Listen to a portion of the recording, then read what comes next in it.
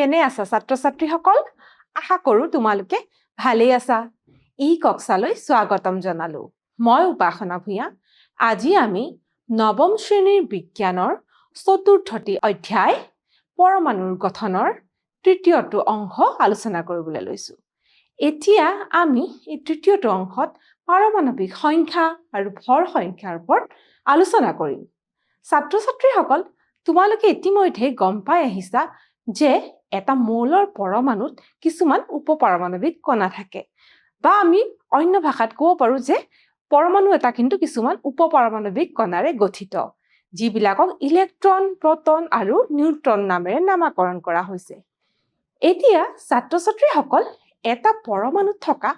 প্ৰটনৰ সংখ্যাত কিন্তু এটা নাম দিয়া হৈছে আৰু তাকে পাৰমাণৱিক সংখ্যা বুলি কোৱা হৈছে ইয়াত তোমালোকক দেখুওৱা হৈছে পাৰমাণৱিক সংখ্যা অৰ্থাৎ এটমিক নাম্বাৰ বুলি কোৱা হৈছে ইয়াত কি কৈছে পৰমাণু এটাৰ নিউক্লিয়াছত প্ৰটন থাকে আৰু এই প্ৰটন যেটো পৰমাণুবোৰ থাকে সেইটো এটা নিৰ্দিষ্ট মৌলৰ কাৰণে কিন্তু এই প্ৰটনৰ সংখ্যাটো কিন্তু নিৰ্দিষ্ট হয় পৰমাণু এটাত থকা প্ৰটনৰ সংখ্যাই তাৰ পাৰমাণৱিক সংখ্যা নিৰ্ণয় কৰে ইয়াক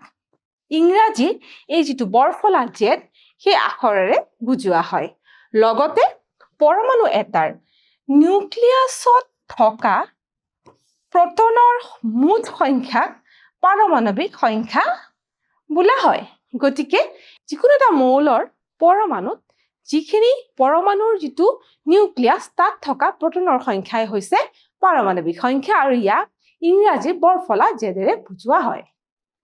ইয়াত তোমালোকে এটা টুকা দেখিবলৈ পাইছা ইয়াত গুৰুত্বপূৰ্ণ কিছুমান কথা দিয়া আছে ইয়াত দিছে যে মৌলৰ এটাৰ সকলোবোৰ পৰমাণুৰ পাৰমাণৱিক সংখ্যা জেড একে গতিকে এটা নিৰ্দিষ্ট মৌল যদি লওঁ তাৰ প্ৰত্যেকটো পৰমাণুৰ কিন্তু পাৰমাণৱিক সংখ্যা একে অৰ্থাৎ প্ৰটনৰ সংখ্যা একে তাৰ মানে কি বুলি কৈছে যে জেডৰ সংখ্যা জেড একে বুলি কৈছে লগতে কৈছে যে দৰাচলতে মৌলবোৰৰ চিনাকি মৌলত থকা প্ৰটনৰ সংখ্যাৰ দ্বাৰা দিয়া হয় মৌলবোৰৰ চিনাকি আমি মৌলত থকা প্ৰটনৰ সংখ্যাৰ দ্বাৰা দিব পাৰো এতিয়া এই কথাটো এনে ধৰণৰ তোমালোকে যে গম পাইছা আমাৰ যিবিলাক মৌল আছে এই মৌলবোৰক কিন্তু আমি বিশেষ কিছুমান চিহ্নৰে বুজাও ধৰি লোৱা উদাহৰণস্বৰূপে কাৰ্বনক আমি কিন্তু ইংৰাজী বৰফলা চি ৰে বুজাও এটো হৈছে কাৰ্বনৰ চিহ্ন এতিয়া আমি কাৰ্বন বুলি ক'লে যেটো আমি চি চিহ্নৰে বুজাও অন্যহাতে আমি যদি এটা মৌলৰ পৰমাণুৰ পাৰমাণৱিক সংখ্যাটো পাওঁ তেতিয়া হেতুৰ পৰা কিন্তু আমি মৌলটোনো সেই পৰমাণুটোনো কি মৌলৰ পৰমাণু আমি গম পাম যেনেকে যদি আমাক দিয়া হয় যে যিকোনো এটা পৰমাণু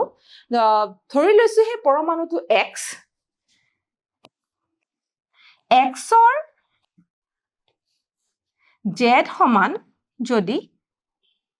8 হয় x এটা পৰমাণুৰ এটা মৌলৰ পৰমাণু তাৰ যদি জেডৰ সংখ্যা 8 হয় তেতিয়া আমি জানিব পাৰিম বা আমি গম পাব লাগিব যে এই 8টো যেটো আছে গতিকে মৌলটোনো কি আমি ইতিমধ্যে গম পাওঁ যে অক্সিজেনৰ কিন্তু পাৰমাণৱিক সংখ্যা 8 গতিকে ই এটা চিনাকি হৈ পৰিছে গতিকে মৌলটো বা পৰমাণুটো কি হ'ব আমাৰ এইটো হ'ব অক্সিজেনৰ পৰমাণু আমি এটা গম পাইছো যে এটো অক্সিজেনৰ পৰমাণু ঠিক তেনেদৰে আমি ক'ব পাৰো যে পাৰমাণৱিক সংখ্যাও কিন্তু মৌলটোৰ পৰমাণুৰ এটা চিনাকি হৈ পৰে ইয়াৰ উদাহৰণ হিচাপে তোমালোকক দেখুওৱা হৈছে হাইড্ৰোজেন অৰ্থাৎ হাইড্ৰোজেনৰ চিহ্নটো হৈছে H ইংৰাজী বৰফলা H তাৰ কিন্তু জেড বা পাৰমাণৱিক সংখ্যা 1 বুলি দিয়া হৈছে ইয়াত দিয়া আছে কাৰণ 1 জেডৰ সংখ্যা 1 কাৰণ হাইড্ৰোজেনৰ পাৰমাণৱিক সংখ্যা 1 অৰ্থাৎ তাৰ প্ৰটনৰ সংখ্যা 1 তাৰ পাছত আমাক উদাহৰণ দিছে কাৰ্বনৰ জেডৰ মান হৈছে 6 কাৰণ কাৰ্বনৰ পাৰমাণৱিক সংখ্যা 6 ছাত্ৰ-ছাত্ৰীসকল এতিয়া আমি ইয়াতে ভৰ সংখ্যা বুলি আন এটা ধাৰণা পাইছো ভৰ সংখ্যা অৰ্থাৎ মাছ নাম্বাৰ এতিয়া এই পাৰমাণৱিক সংখ্যাটো আমি গম পালো এতিয়া ভৰ সংখ্যানো কি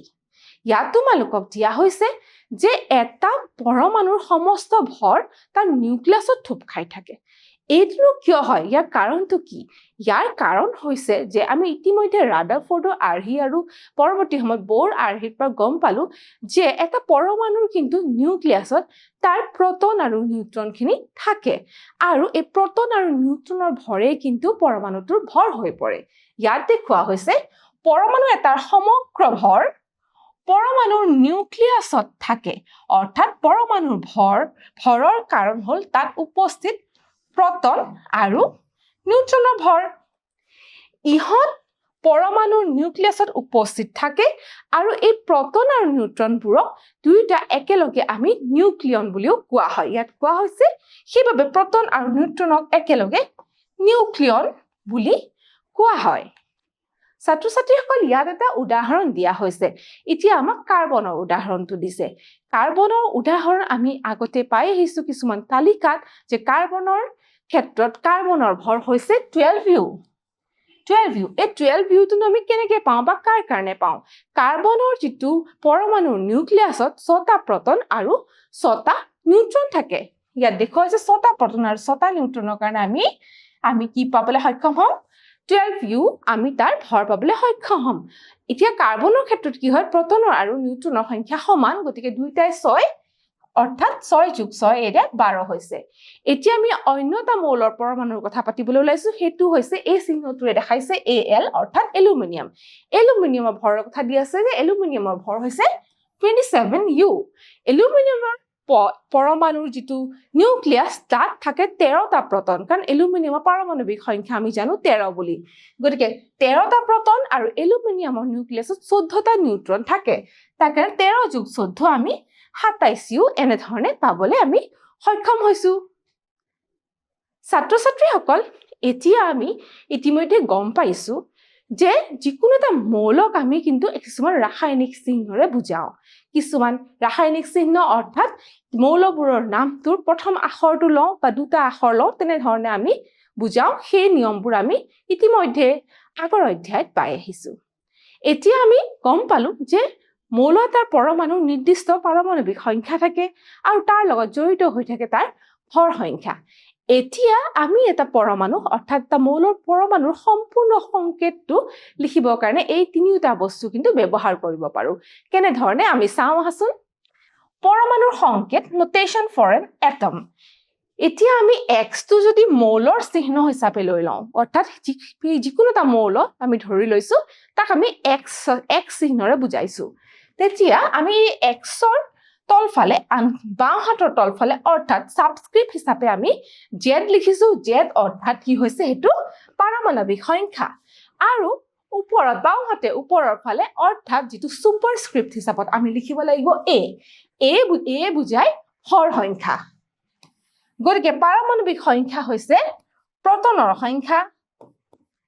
আৰু হৰ সংখ্যা আমি ইতিমধ্যে গম পাইছো প্ৰটন যোগ নিউট্ৰনৰ সংখ্যা এতিয়া এইখিনি তথ্যই কিন্তু এটা পৰমাণুৰ সম্পূৰ্ণ সংকেতটো বুজাব পাৰে ইয়াত কিছুমান উদাহৰণ দিয়া হৈছে আমি উদাহৰণখিনি চাওঁ এয়া C দিছে অৰ্থাৎ এইটো হৈছে কাৰ্বনৰ চিহ্ন আমি গম পাইছো কাৰ্বনৰ পাৰমাণৱিক সংখ্যা 6 গতিকে এইফালে সাবস্ক্ৰিপ্ট হিচাপে 6 লিখা হৈছে আৰু কাৰ্বনৰ যেটো ভৰ সংখ্যা 12 গতিকে সুপাৰস্ক্ৰিপ্ট হিচাপে কিন্তু 12 লিখা হৈছে গতিকে এইটো হৈছে 12 ভৰ সংখ্যা আৰু এইটো হৈছে 6 যেটো প্ৰটনৰ সংখ্যা ঠিক তেনেকে আমাক ইয়াত দ্বিতীয়টো উদাহৰণ দিছে এয়া n হৈছে নাইট্ৰজেন আমি ইতিমধ্যে গম পাওঁ n টো হৈছে কি হৈছে মৌলৰ চিহ্ন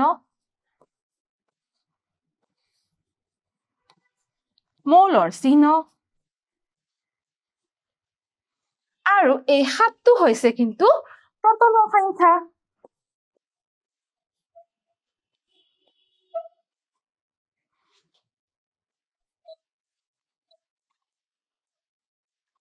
সংখ্যা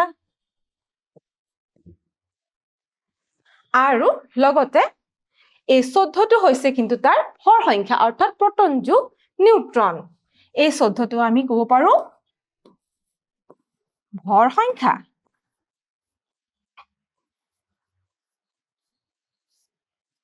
গতিকে এই তিনিটা বস্তু মিলি আমি এটা পৰমাণুৰ সম্পূৰ্ণ সংকেত লিখিব পাৰো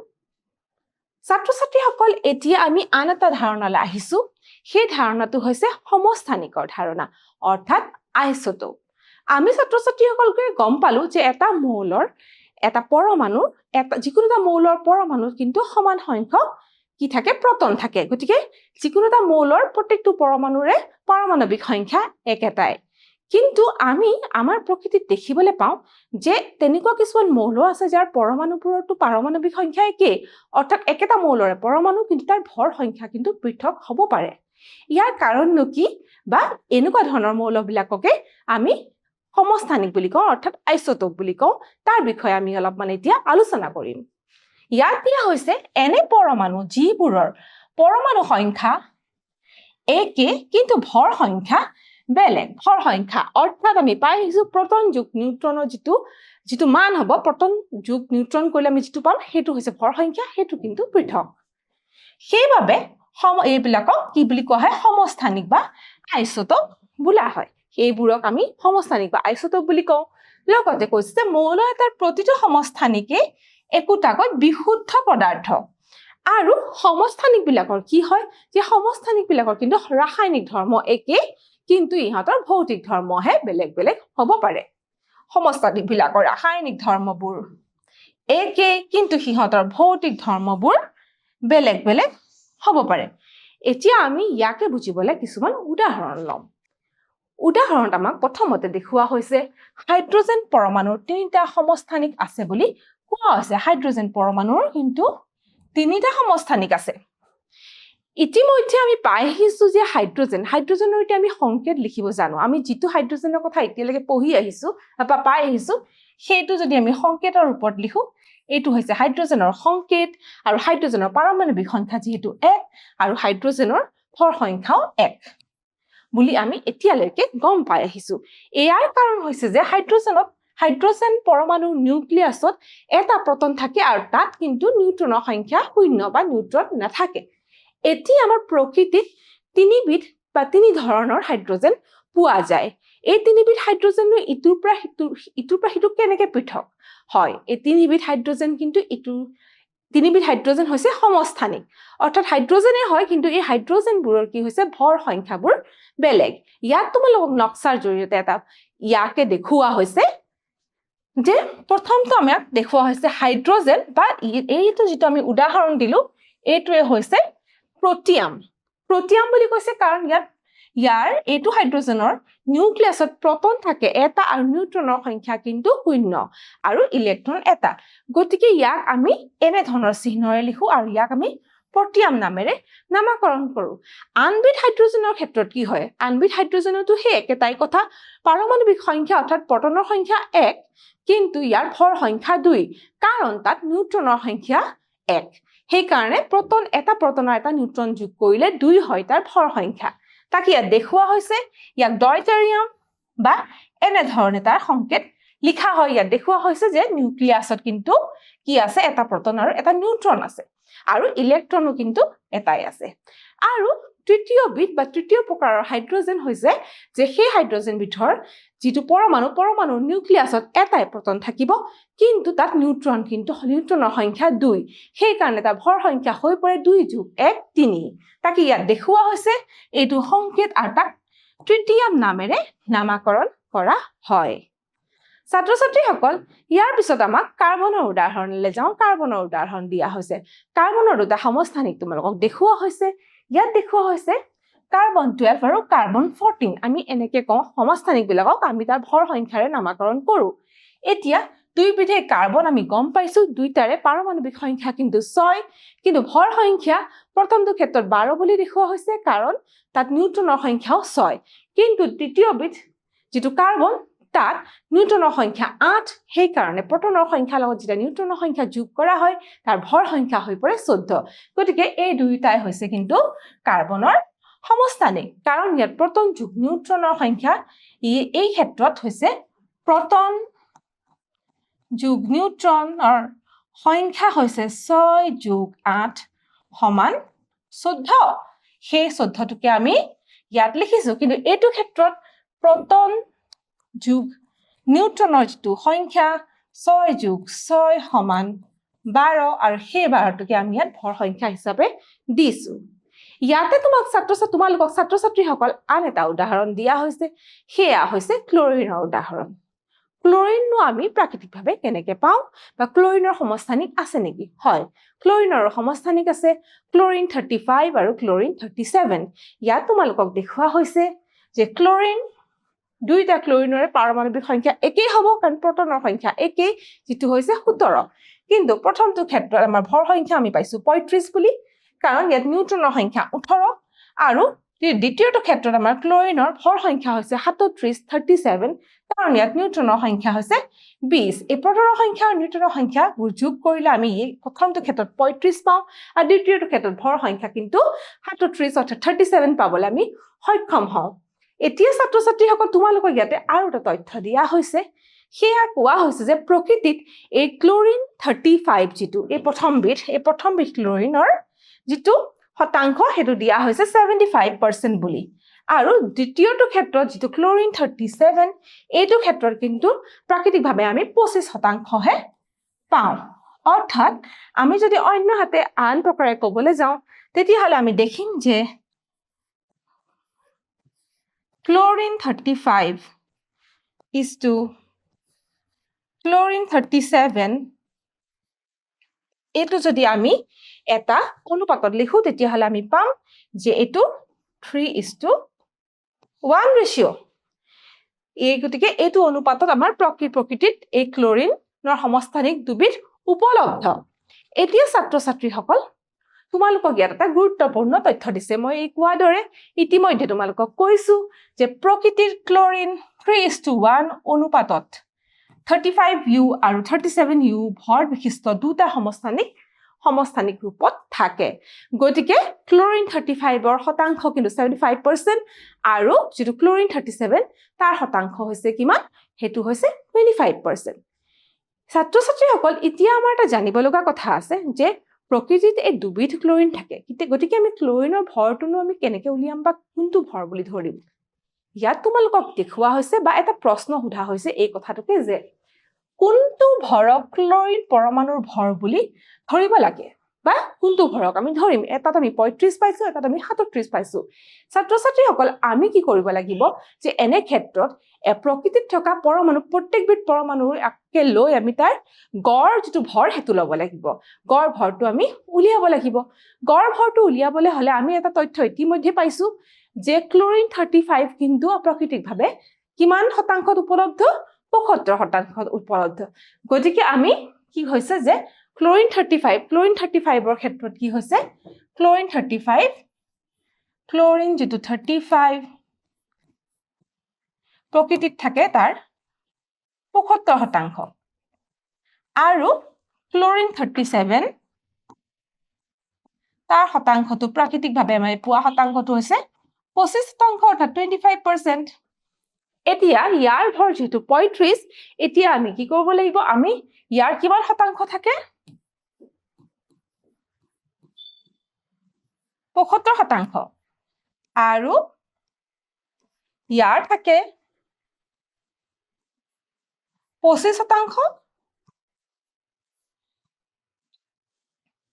এনে ধৰণে যদি আমি এটো আৰু সৰল কৰো আমি পাম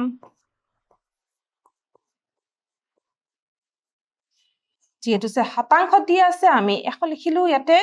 আৰু 37 যেহেতু 25% থাকে আমি এনে ধৰণে ইয়াত লিখিব পাৰো এই প্ৰকাৰে আমি ক্লোৰিনৰ ভৰটো উলিয়াব পাৰো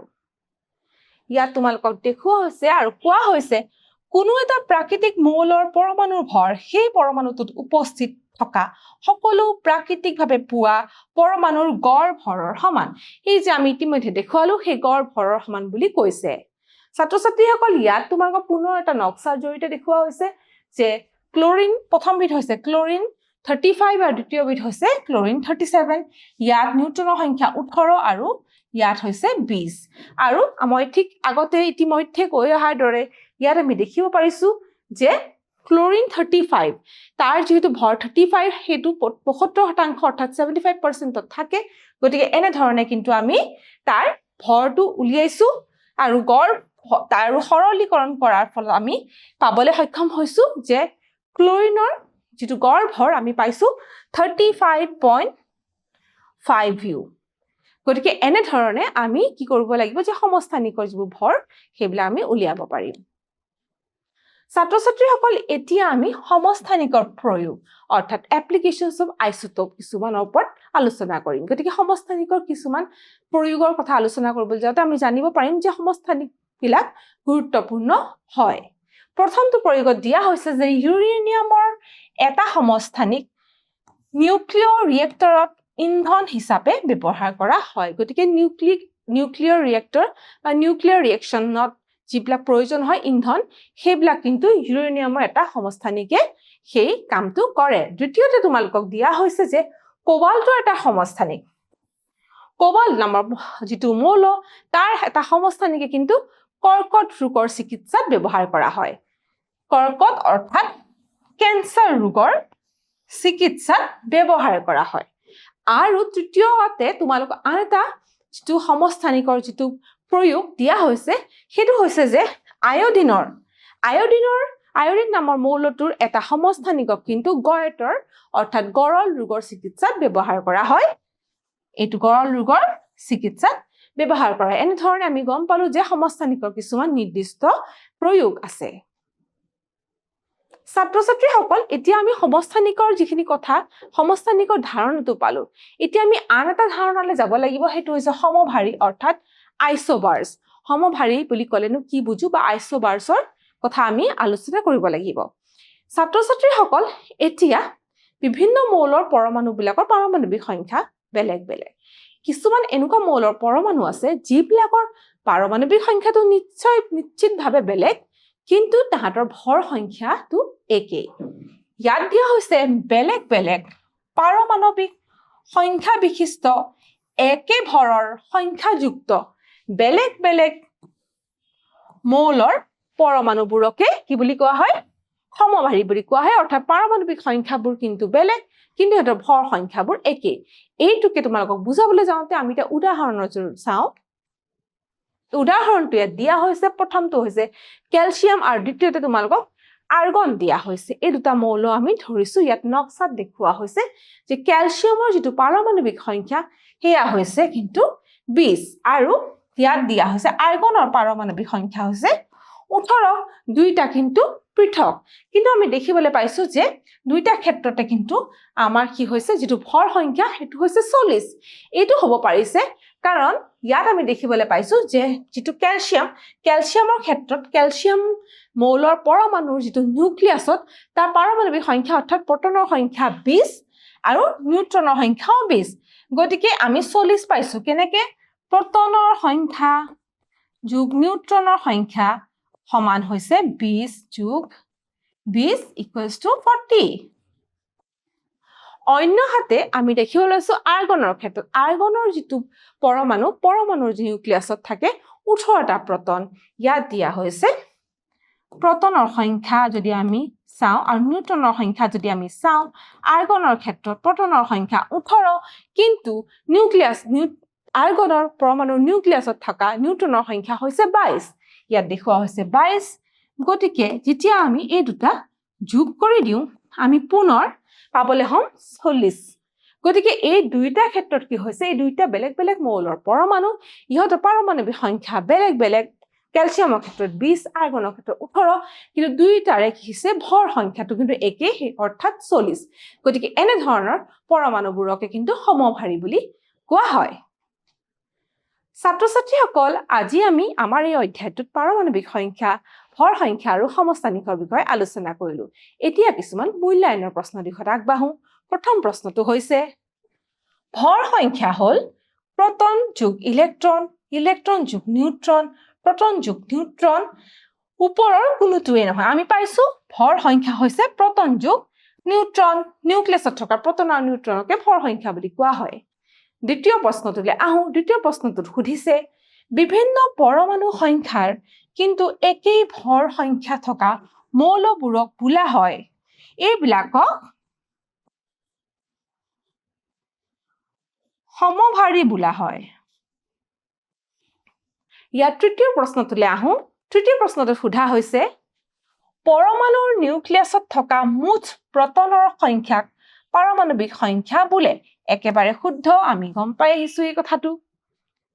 ছাত্ৰ ছাত্ৰীসকল আজি আমি আমাৰ এই অধ্যায়টো ইয়াতে সমাপ্ত কৰিলো আমি বিভিন্ন কথা শিকিলো এই গোটেই অধ্যায়টোতে তোমালোকে পৰমাণুৰ গঠনৰ ওপৰত আমি আলোচনা কৰিলো বিভিন্নজন বৈজ্ঞানিকে দিয়া বিভিন্ন আৰ্হি কথা আলোচনা কৰিলো আৰু আজি আমি আমাৰ এই অধ্যায়টোৰ এই অংশটোত কিন্তু পাৰমাণৱিক সংখ্যা ভৰ সংখ্যা আৰু সমস্থানিকৰ বিষয়ে আলোচনা কৰিলো আজি এই অধ্যায়টো আমাৰ ইমানতে সমাপ্ত হ'ল পৰৱৰ্তী ক্লাছত আমি নতুন এটা অধ্যায়লৈ আগবাঢ়ি যাম আজিলৈ আহোঁ ধন্যবাদ